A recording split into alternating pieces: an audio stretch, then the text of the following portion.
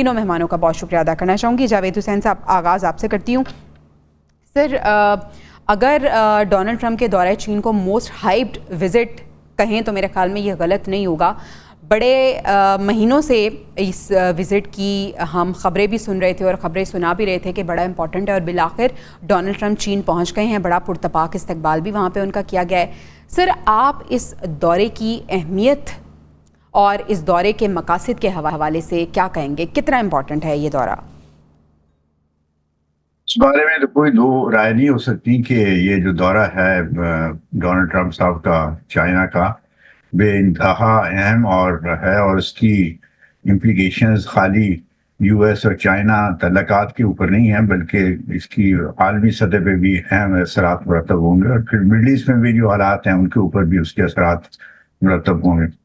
تو جہاں تک یہاں خبریں امریکہ میں آئی ہیں اور دنیا میں جو دی گئی ہیں, اس سے لگتا یہ ہے کہ ان ملاقاتوں میں امریکہ اور چائنا کے درمیان جو ایک بائی لیٹرل ایشوز ہیں, جیسے ٹیرفس کے ایشوز ہیں, اکنامک کوآپریشن کے ایشوز ہیں, اور ان کے علاوہ اور دوسرے جو ان کے معاشی اور اقتصادی مسائل ہیں ان پہ تو بحث ہوگی اور بات چیت ہوگی. اس کے ساتھ ساتھ توقع یہ کی جا رہی ہے کہ جو مڈل ایسٹ میں جو سچویشن ہے, جو چائنا ایران کے خلاف جو امریکہ اور اسرائیل کے جو حملوں کے بعد سچویشن وہاں ڈیولپ ہوئی ہے, جس طرح سے ایران نے اور پھر بعد میں امریکہ نے بھی اسٹریٹ آف ہرمز کو بند کیا ہے, جی, اس سے عالمی سطح پر گہرے اثرات مرتب ہوئے ہیں, جو یعنی معاشی طور پہ اور ویسے سیاسی طور پہ بھی.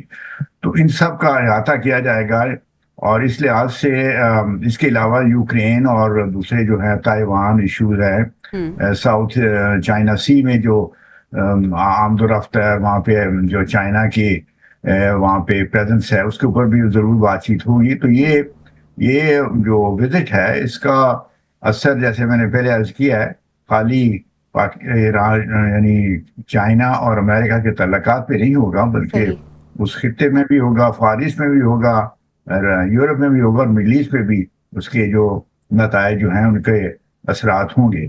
تو اس لحاظ سے اب دیکھنا یہ ہے کہ کس حد تک یہ دورہ کامیاب ہوتا ہے.